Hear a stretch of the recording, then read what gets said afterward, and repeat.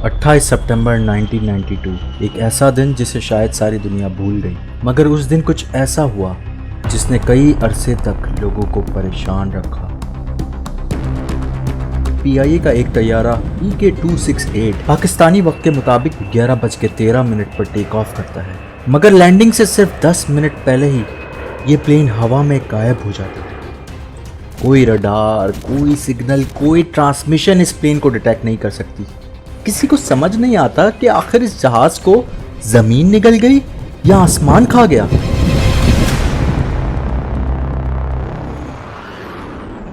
Hello guys, मैं हूं mister एजी, थोड़ा सा मिस्टीरियस और बहुत ही ज्यादा क्रेजी। जिन्ना इंटरनेशनल एयरपोर्ट कराची से नेपाल के कैपिटल में वाक़ इंटरनेशनल एयरपोर्ट तक का डिस्टेंस तकरीबन 1850 किलोमीटर का है, यानी 1850। अक्सर टूरिस्ट और ट्रैवलर यही एयर रूट यूज़ करते हैं क्योंकि माउंट एवरेस्ट की एक्सपीडिशंस और बिलखुसूस नेपाल जाने के लिए ये रूट सबसे सेफ माना जाता है। पीआईए का जहाज PK-268 भी इसी रूट पर गामजन था। हिमालय की पहाड़ियों को सर करता हुआ ये हवाई जहाज काठमांडू एयरपोर्ट से सिर्फ 16 ही मील दूर था। तब जूनियर पायलट ने कमांड एंड कंट्रोल सेंटर को इन्फॉर्म किया कि जहाज 11,500 फीट की बुलंदी पर है। –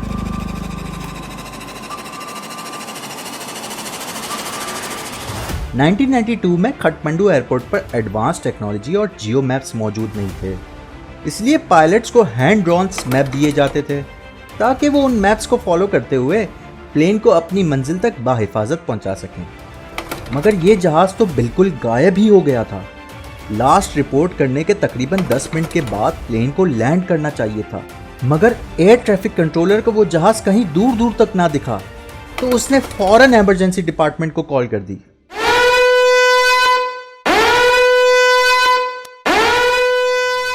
इस जहाज के गुम हो जाने के बाद अक्सर लोगों की ये राय थी कि शायद ये प्लेन हाईजैक हो चुका है, क्योंकि इस इंसिडेंट से तकरीबन 10 साल पहले 2 मार्च 1981 को पीआईए का एक जहाज फ्लाइट 326 भी हाईजैक हुआ था, जिसे मुर्तजा भुट्टो के ग्रुप अल जुल्फिकार ने 13 दिन तक हाईजैक करके रखा था। लेकिन एयरपोर्ट पर मौजूद एक्सपर्ट्स का यह मानना था कि जहाज अगर हाईजैक हो जाए तो हाईजैकर्स अपने होने का एहसास दिलाते हैं, वो कंट्रोल टावर से कांटेक्ट करते हैं और सबसे अहम बात ये कि जहाज की लोकेशन किसी न किसी रडार पर शो हो रही होती है। थोड़ी ही देर में काठमांडू एयरपोर्ट पर एक खबर पहुंचती है और इस खबर ने सबको चौंका कर रख दिया। PK-268 काठमांडू एयरपोर्ट से कुछ ही मील दूर पहाड़ों से जा टकराया था। ये इस कदर खौफनाक प्लेन हादसा था कि जिसमें कोई एक शख्स भी ना बच सका। अब सवाल ये उठता था कि आखिर ये हादसा हुआ कैसे।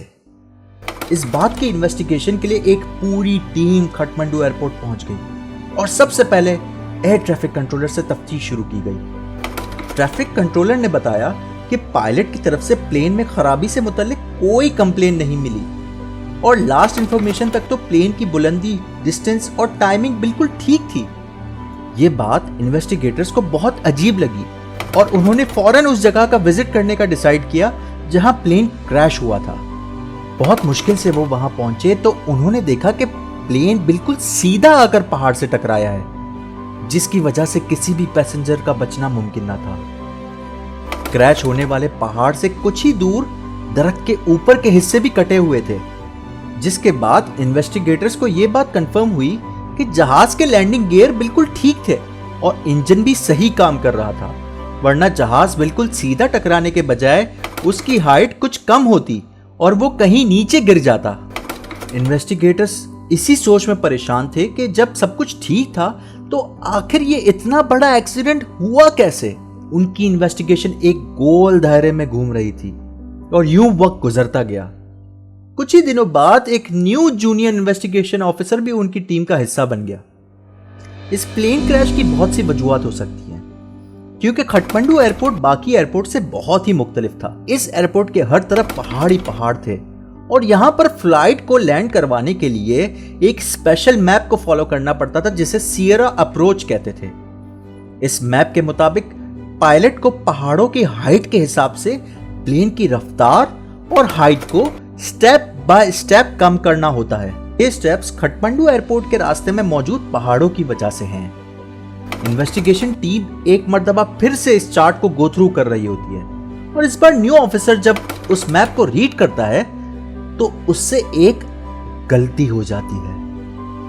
वो मैप में मौजूद फर्स्ट स्टेप को मिस कर देता है। तभी सब लोग अपना सर पकड़ लेते हैं और सबको यह रियलाइज होता है कि जो गलती इस न्यू ऑफिसर ने की है वही सेम गलती PK-268 के पायलट से हुई। जब प्लेन एयरपोर्ट से 16 मील के डिस्टेंस पर था तब इसकी हाइट 11,500 फीट होनी चाहिए थी, मगर पायलट जब चार्ट देखता है तो उसे 10,500 फीट नजर आता है और वो प्लेन को अपनी मुकर्ररा हाइट से नीचे ले आता है। उसके बाद जब 13 मील की दूरी पर हाइट 10,500 फीट होनी चाहिए थी तो वो 9,500 फीट कर देते हैं। एयरपोर्ट से सिर्फ 10 मील दूर ये बदकिस्मत तैयारा 8,200 फीट की बुलंदी पर एक पहाड़ से जा टकराता है। पायलट ने स्टार्टिंग में सिएरा मैप का एक स्टेप मिस कर दिया था, इसलिए वो हर स्टेप पर गलत हाइट पर था। जो असिस्टेंट पायलट उस वक्त प्लेन में मौजूद था उसने भी एक बहुत बड़ी गलती की। उसने एयर ट्रैफिक कंट्रोलर को प्लेन की हाइट मीटर से देखकर बताने के बजाय मैप से देखकर बताई। और इत्तेफाक की बात यह है कि हेड पायलट ने मैप गलत रीड किया, मगर असिस्टेंट पायलट ने मैप बिल्कुल ठीक रीड किया। इसी वजह से एयर ट्रैफिक कंट्रोलर उनको कोई वार्निंग भी ना दे सका। इस वीडियो से हमें समझ आता है कि अक्सर एक छोटी सी गलती भी बहुत बड़ा नुकसान करा देती है। अगर आपने मेरा चैनल अब तक सब्सक्राइब नहीं किया तो प्लीज जरूर सब्सक्राइब करें। उम्मीद है आपको वीडियो पसंद आई होगी। अगली वीडियो तक के लिए बाय।